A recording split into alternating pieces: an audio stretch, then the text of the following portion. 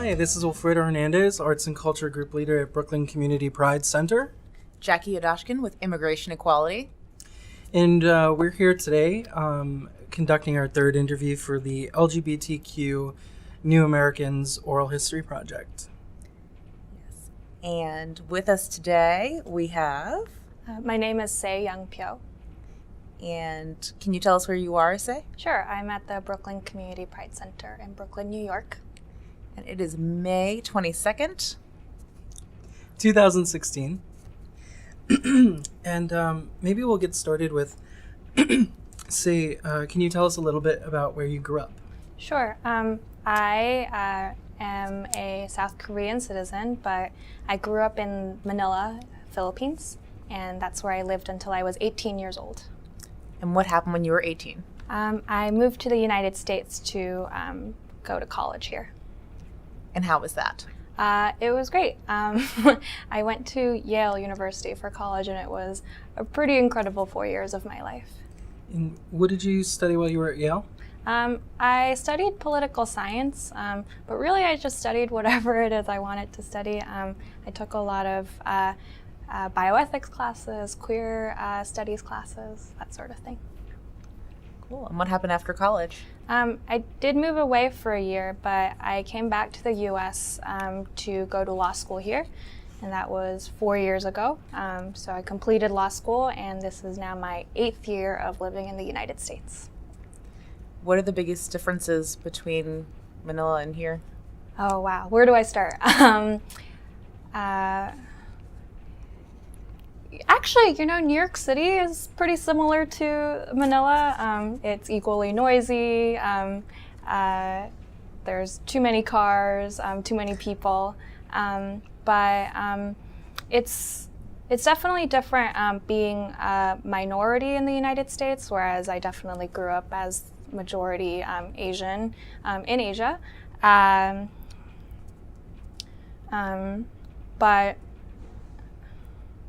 I think the food is a little bit better in the Philippines, although you can definitely get some really good Asian food in New York. Yeah, and do you sort of keep that food culture alive in your home life, or do you seek out other aspects of your culture here? In a lot of ways, I've gotten really used to living in the U.S., but I do miss just sort of home habits. I miss eating Korean food every meal in my family house. I do cook mainly Asian food. That's the only thing I think I know how to make without a recipe. So I definitely keep a lot of my cultural identity with me as I live in the U.S. And can you tell us what you do for a living now? Sure. So since completing law school, I am now an attorney, which is very exciting. I've only been doing work with the LGBTQ community and really hope to continue to be able to do that. So I am actually currently a fellow at Immigration Equality, so it's really exciting to be able to participate in this project that Immigration Equality is co-sponsoring. And what is it like working with people from the LGBTQ immigrant community every day? It's incredible working with LGBTQ immigrants. So part of the reason I sought out working with the LGBTQ community is because I find it impossible to separate the personal from the professional, and I thought I would be the best lawyer I could be if I was working with people that I felt a part of as a community. I think I'm really honored to be able to share with some of my clients and say, I know I can't understand everything you've been through, but I too identify as a queer immigrant, and so some of the stories about feeling alienated in the United States, or missing things about your country, even though you face so much persecution or challenge in your home country. I feel like it's a privilege to be able to say I can understand at least a small fraction of that experience. And what do you personally miss the most? I think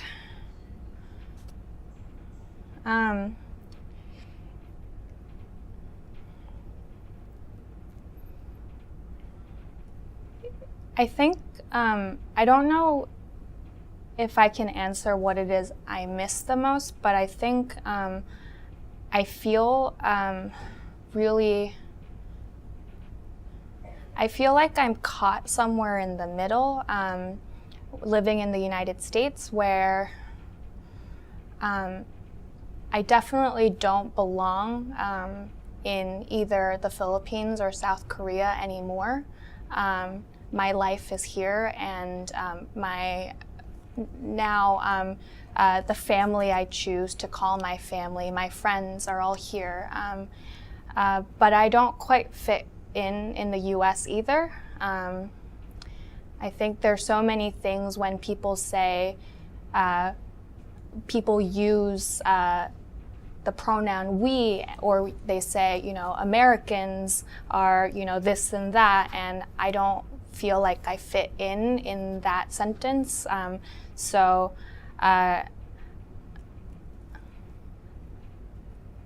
yeah, I don't know what it is I miss, but I think having some conflicted sense of who I am and where I belong. I guess I kind of am sad that I'll never have a more straightforward sense of who I am and where I'm supposed to be. You mentioned that you can identify with some of the persecution that your clients face. Can you talk a little bit about how LGBTQ folks are treated in the Philippines or in South Korea, or? So growing up in the Philippines, there's a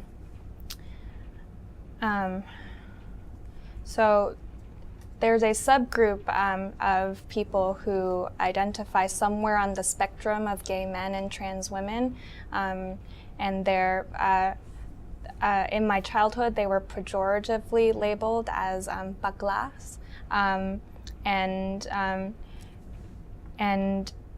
they occupy a bit of a strange space of acceptance and rejection kind of at the same time.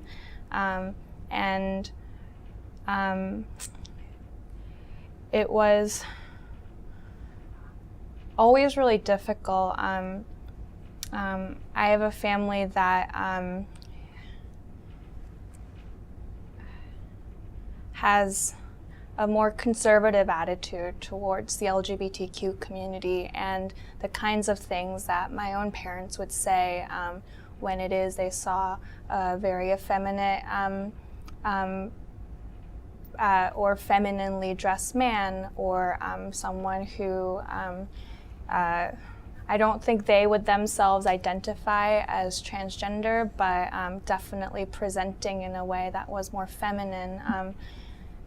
Yeah, so I grew up with some of that, some of those kinds of really negative and homophobic comments just tossed around me. And that was 10 plus years ago. Today, I have friends who live in Manila who are openly lesbian and gay, but again have a pretty complicated relationship about being open about that with their religious families. Dating is very difficult in the Philippines when you are LGBTQ, And this is all in the capital city, which is much more liberal than the rest of the country. So today, it continues to be complicated and difficult being openly LGBTQ in the Philippines. On one hand, things are getting much better, but on the other hand, my friends who are openly lesbian and gay have a little bit of a complex relationship with their families about their identities, and it is very difficult to date when you're LGBTQ. In so many ways, identifying as queer, that's only really possible for me living in the United States. That word only makes sense to me and to the people around me who love me in the United States. And it's just not really an identity that would be possible or make any sense if I were still in the Philippines. I think being LGBTQ is probably even harder in South Korea. South Korea is a kind of place where people will fly from Seoul to places like Tokyo, places like Bangkok, to go to a gay bar, and it just doesn't. There's no space to be LGBTQ in South Korean culture, and I think a lot in my own life, even in the United States, about what it means to be what I call and what lots of people call a Gaysian, just because there's so much overlay with identifying as queer and having quite a lot of cultural baggage, trying to sort of reconcile that with your Asian identity. Yeah. What was it like to come to the U.S. after being in a place where you really couldn't be an openly queer person? I didn't actually understand my own sexual orientation until I moved to the United States, and I don't think that's uncommon. I was also relatively young when I came to the U.S., but I think there came a point in my life in the last 4 years when I think I kind of understood for the first time that that I couldn't ever go back to living in Asia and be my full self. Again, that was just not going to be possible because there wasn't any space in either the Philippines or South Korea for me to be openly and proudly LGBTQ. There was a point at which I wondered, I'm really interested in working with LGBTQ populations, and wouldn't it be great if I could do that work in a place like Korea or the Philippines? And it was heartbreaking to think that I wouldn't be able to do it and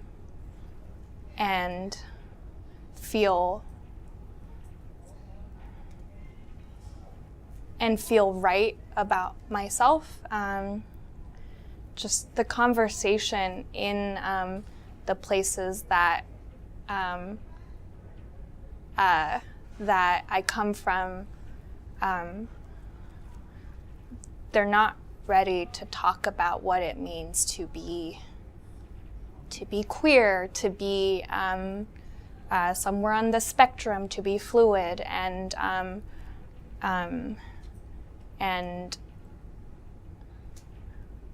yeah. So when I kind of had to accept that that an integral part of who I really am, my sexual identity, that wasn't something that could ever really be explored in a country like the Philippines or South Korea.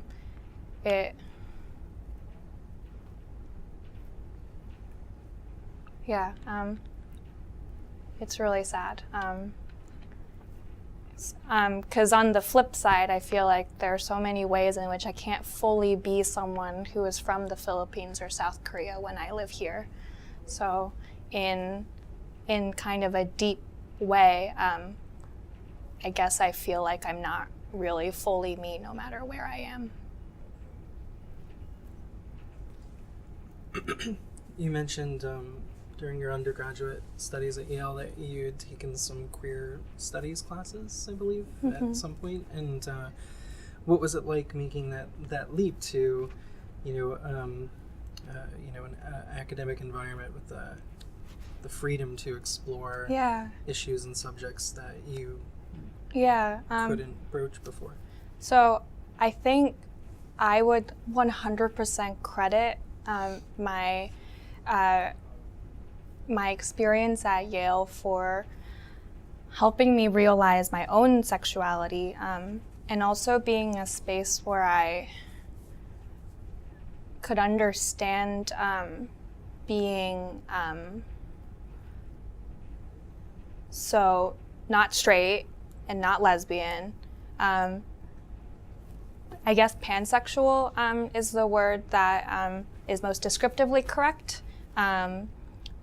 But I didn't openly identify as queer in college either. But I remember taking a class with a lesbian-identified Asian American professor, and it was a small seminar, and we were talking about queer identities across different cultures. And at some point, I spoke up in the seminar, and I said, and the room was full of graduate students who were very visibly queer, and I felt really self-conscious being someone that at that time I didn't identify as queer. And I said, well, coming from the perspective of someone who isn't queer, and I wanted to make my comment, and my professor said, "Say, you're so fucking queer."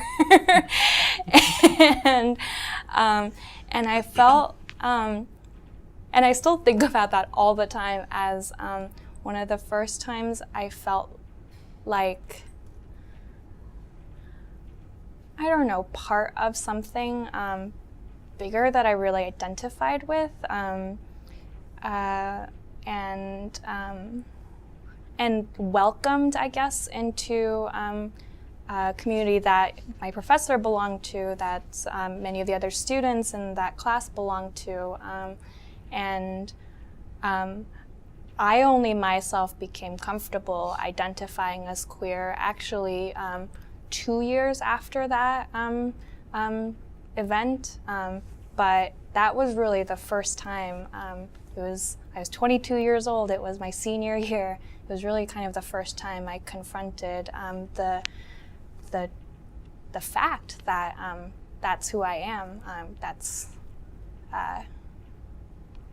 what I am. Really proud to be able to say that I am.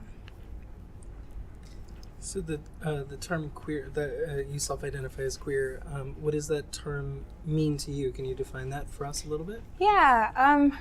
So queer is a word that I guess it's tough to define. I like to think that it means that you identify as non-normative in either your sexual orientation or your gender identity, or both.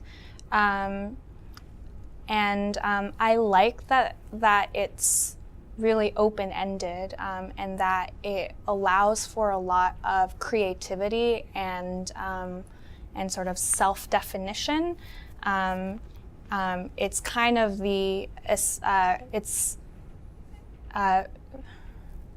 it's sort of inherently, other people can't define it for you. You can only define it for yourself. And so for me, it does capture my sexual orientation, which I sometimes joke I'm attracted to any human being that moves and breathes, or I have the potential to be attracted to any human being. and I also think I like that it really puts me in a community with other friends and other immigrants and clients who identify as something other than lesbian or gay or bisexual or transgender.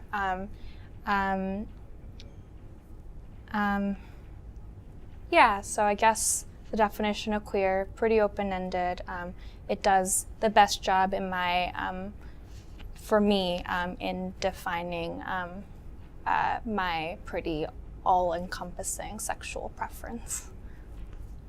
Thank you. So you talk a lot about being part of a community. One of the communities you're also part of is Brooklyn. What drew you to Brooklyn, and what has that experience been like for you? Sure. So I'm a very new Brooklyn transplant. I actually moved to New York City, I guess just over a month ago now, in April 2016. So Brooklyn is still new to me, but I was a little worried about moving to New York City. This is where I moved to join my partner. Because I had lived in smaller cities where there was a single LGBTQ community, for instance, and New York City, as people probably know, there's not just one single LGBTQ community. It's kind of this beautiful overlay of lots of different queer communities in Brooklyn, in Queens, in the Bronx. So I was definitely a little nervous about just coming to someplace so big and so busy and so full. But Brooklyn feels comforting to me. There are streets in Brooklyn that actually remind me of other places I've lived, which is nice. Whereas I feel like when I walk around in other parts of New York, there's this sense of, I'm in New York, there's so many skyscrapers, I'm totally gonna get lost in this grid system. But Brooklyn, I kind of like the spiraling streets and the low-rise brownstones. It feels a little manageable, and I like that a lot. I'm definitely looking forward to getting to know the Brooklyn community more and being more part of. I'm feeling more like a resident here as opposed to. I still definitely feel like I'm just visiting, but I would really love to feel more like I am an LGBTQ person that lives in Brooklyn, and I would love to just participate in what I know is this wealth of resources that are available for people like me.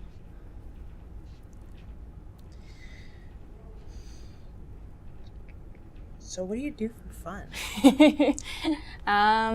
I usually hang out with my dog. My dog Roa, who I adopted in September of 2015, and she is my best friend. What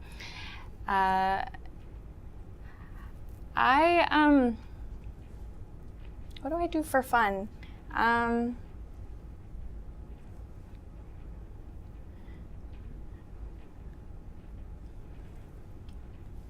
I don't know. I have no idea. Ask me a different question. I don't do anything for fun. Do you have any favorite spots in Brooklyn or in throughout the city that you visit? Or? So everybody knows this. The food is amazing in New York City. And so in my about month and a half of living in Brooklyn so far, it's been really great to get to just pop into a restaurant and have just like really incredible food from a different country, served by someone who is originally from that country and pay less than $20 for it. It's pretty great. And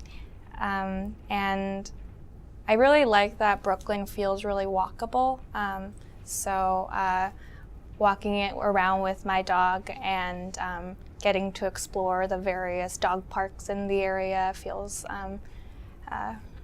it feels good. I'm really warming to feeling like a resident here as opposed to a tourist or a visitor.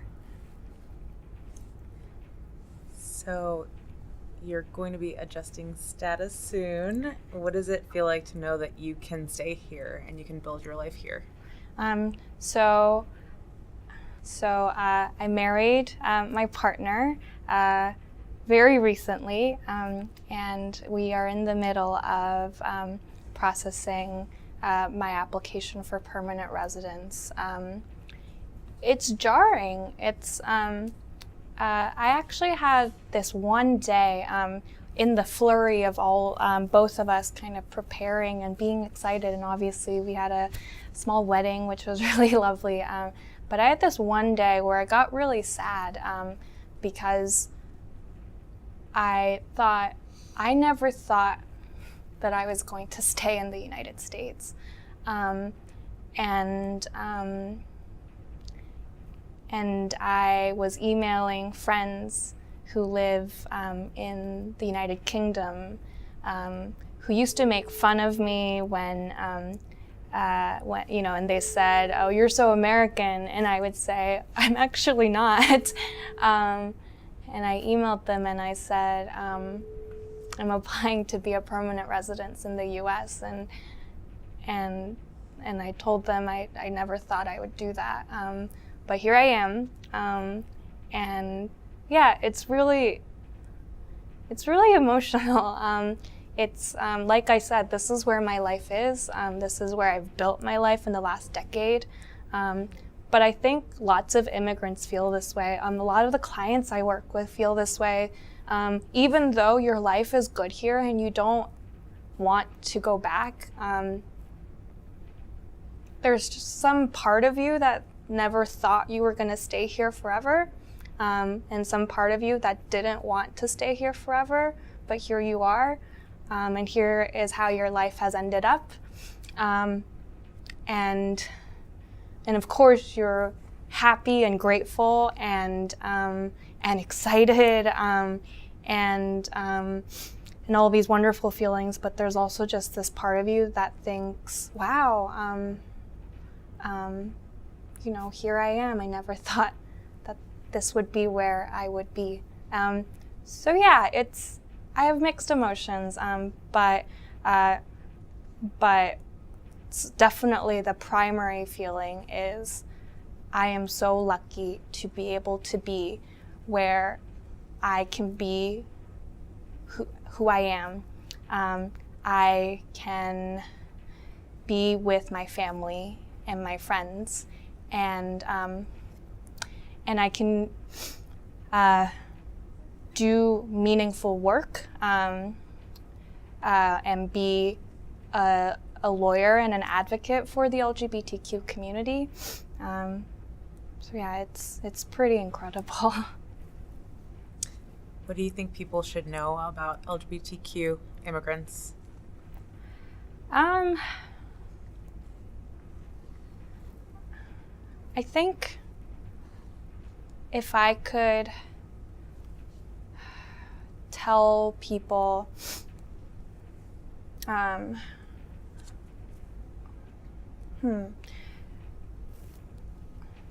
So being an LGBTQ immigrant,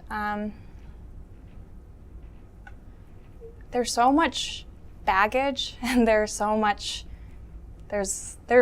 definitely a story behind the person you see in front of you. And it's definitely true of any immigrant, but I think I feel a special pull towards the LGBTQ immigrant community because of, I think definitely some of that that challenge in translating translating who it is you are across cultural and national boundaries. So being unable to explain who it is you are and who it is you love because of where it is you come from, where it is you grew up, and I think that's really hard, and you carry that with you every single day. So I think to the general population who encounters someone who is LGBTQ and is an immigrant, I would say that person is bringing so much to be here in America, and is carrying so much, and I hope that they take the moment to appreciate that and listen to their story.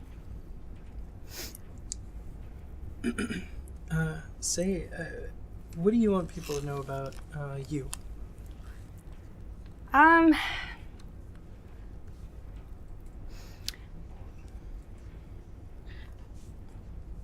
I would like people to know that I am one of many, and that my story is really different from lots of other LGBTQ immigrants, but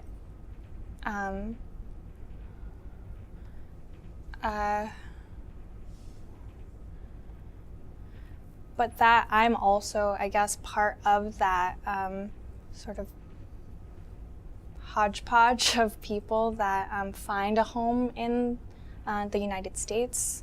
So I think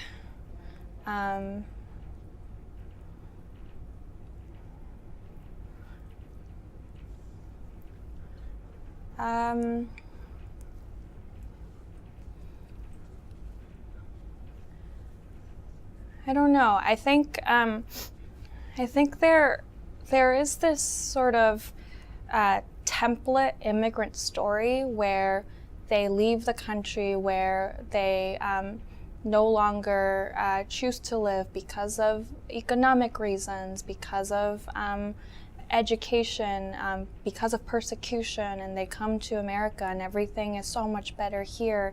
And the thing is, that story, in my own experience and in the experiences that I've been privileged to hear about working with LGBTQ immigrants in my work, it's such a flat fairy tale version of the story.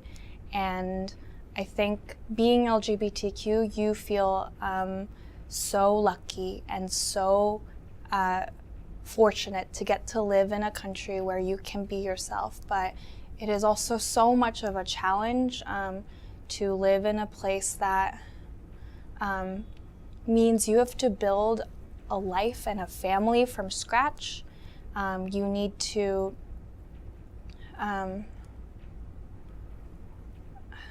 and yeah, so there's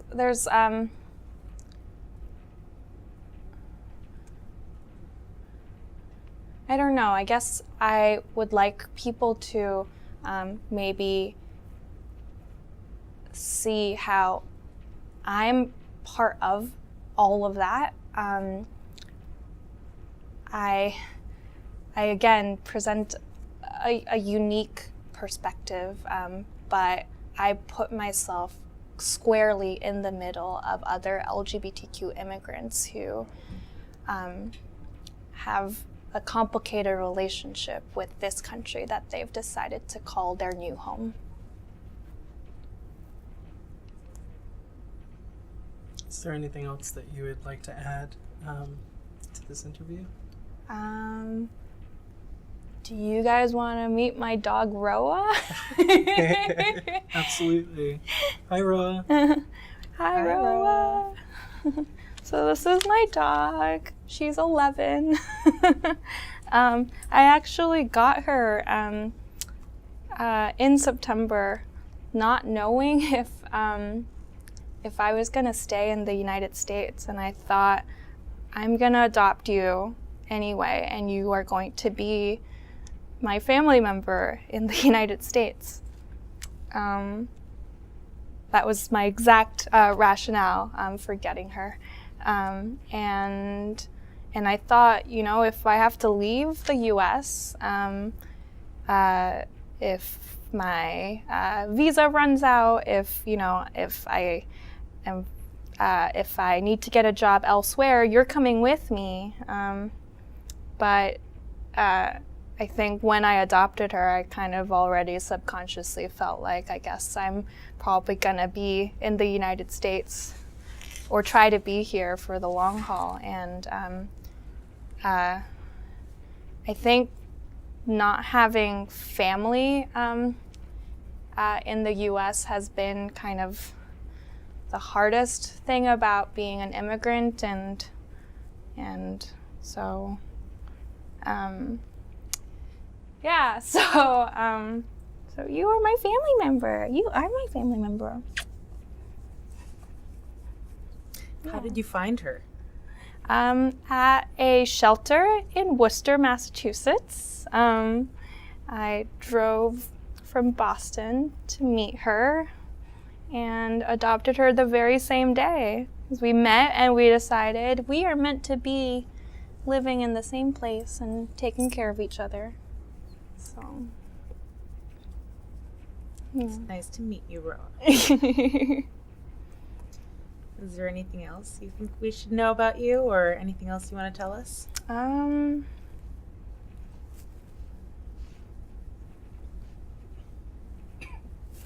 don't think so. Okay. Thank you. Thank you, Say. Thank you, guys.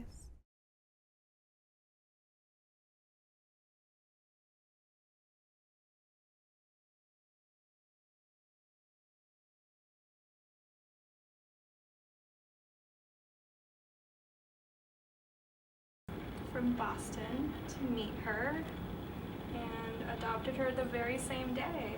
We met and we decided we are meant to be living in the same place and taking care of each other.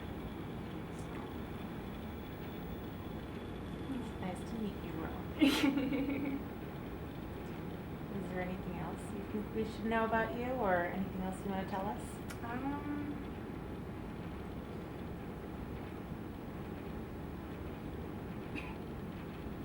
so. Thank you. Thank you, Say.